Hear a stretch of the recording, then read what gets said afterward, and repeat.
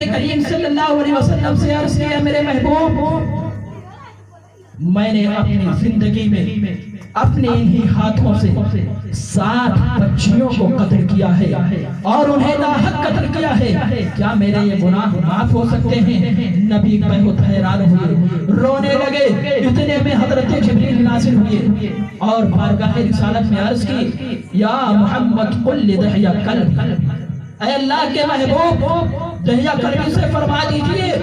کہ غفرت، میں نے تمہارے گناہوں کو جو تم نے 60 سالہ کفری زندگی میں کیے تھے میں نے انہیں بخش دیا۔ فبکا رسول اللہ صلی اللہ علیہ وسلم و اصحابہ، تو نبی اور صحابہ رونے لگے اور میرے نبی نے فرمایا، اے میرے پروردگار، جب تو نے ایک دحیہ قلبی جس نے اتنے گناہ کیے کہ 60 بچیوں کو قتل کیا ہے، اس کے گناہ کو تو نے معاف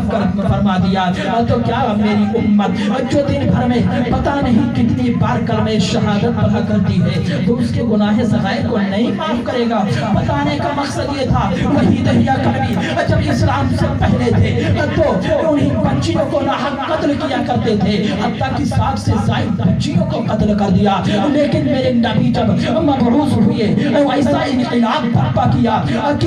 اس انقلاب نے کسی خون خرابے اور جنگ کی ضرورت نہیں پڑی، بلکہ میرے آقا نے اپنے حسن اخلاق سے، اپنے رب کے فرمان کے مطابق اور بہت ہی حکمت کے ساتھ دعوت و تبلیغ کا کام انجام دے کر اس انقلاب کو برپا کیا۔ مولانا میں علماء کرام سے عرض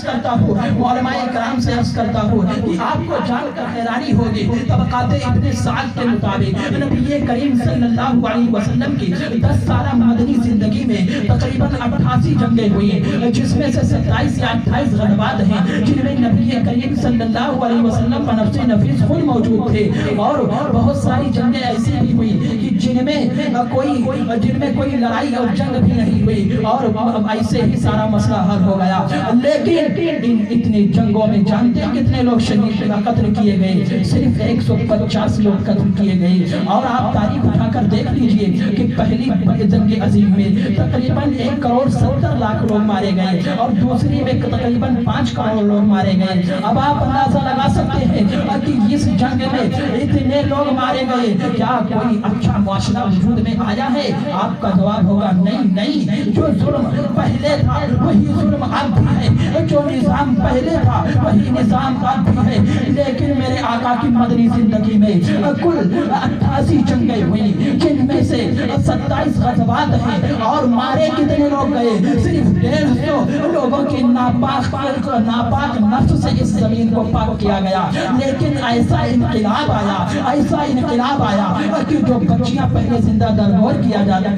جاتی تھی ان کو اب محفوظ کر دیا گیا، ان کی اہمیت کو لوگوں نے پہچان لیا، اپنی آنکھوں پر اپنے سر پر بٹھانے کو تیار ہو گئے۔ اس انقلاب کو برپا کرنے والا کون تھا؟ کوئی اور نہیں تھا، وہی آمینہ کا لال تھا جس کو اللہ نے ربیع الاول کے مہینے میں 12 ربیع الاول کو اس دنیا میں مبعوث فرمایا تھا۔ اب اگر وہی نبی حکم دے، اے میرے ماؤں اور بہنوں اپنے دل پہ ہاتھ رکھ کر بتاؤ، اگر وہی نبی حکم دے کہ پردہ کرو، کیا تو ہمیں اور آپ کو نہیں کرنا چاہیے؟ بالکل کرنا چاہیے، اس لیے کہ تمہارے وجود کو اگر کسی نے بچایا ہے، تمہاری اہمیت کو کسی نے بتایا ہے تو کسی اور نے نہیں بتایا ہے، بلکہ اسی محبوب کائنات نے بتایا ہے۔ اب اللہ تبارک و تعالیٰ کی بارگاہ میں دعا کرتا ہوں کہ ہمیں اور آپ کو اللہ اور اس کے رسول کے فرمان کے مطابق عمل کرنے کی توفیق عطا فرمائے، اور اس بچے کی عمر میں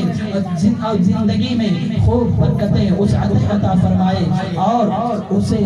اسلام کا سچا پکا سپاہی بنائے اور ایک عالم بعمل بنائے۔ وما علینا الا البلاغ وآخر دعوانا